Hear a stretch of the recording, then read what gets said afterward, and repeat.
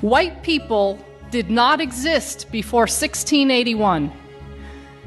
Again, white people did not exist on planet Earth until 1681. Number two, any claim that this group called white people, any claim that that group is rooted in biology or derived from genes or biology or is innate or is from nature is a lie. Third and final point. As a matter of foundational law, actually, let me say it this way. White supremacy has been embedded in the United States of America from its founding as a matter of law. Now, I don't expect you to buy all that, to get all that, to believe all that, at least not now. But my job is to share with you the legal history that proves each of those three claims that I begin with. So let's go. Let's get started. We have to begin this conversation in colonial North America, specifically in the colonies, the British colonies of Maryland and Virginia. Both were British colonies, and both shared a number of particular characteristics. First, their economies were rooted in tobacco farming. If you know much about tobacco farming, it requires tremendous human labor.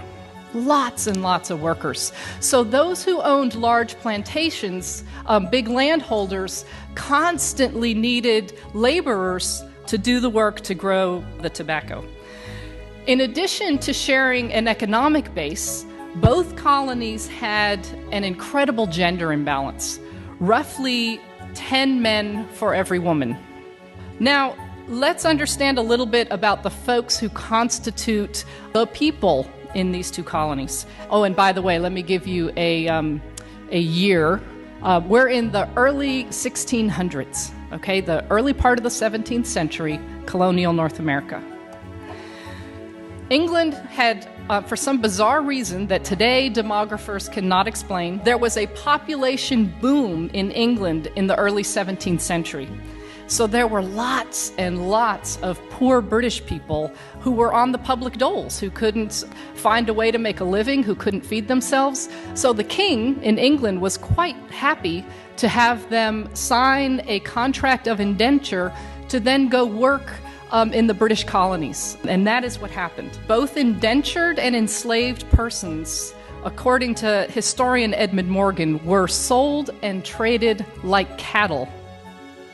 But of course, not all laborers stand equal in terms of their labor agreement or lack thereof. Those who came under a term of indenture worked for a term of years, and presumably this indenture was an agreement that they chose to enter into. The terms of indenture were largely protected by British law, although the terms that took form in colonial North America were quite different than those that existed in England. For example, in England, indentured servants could marry because that was viewed as the way to produce the next group of workers.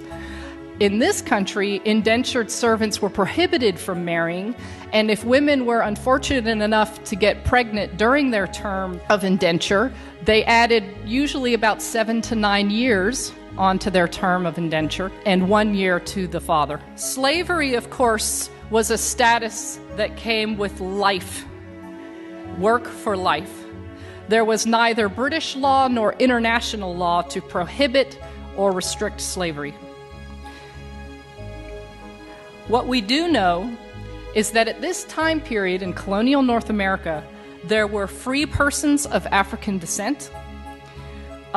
We know that landholders freed slaves. They did so in wills. They did so by allowing them to purchase their own freedom or the freedom of a family member.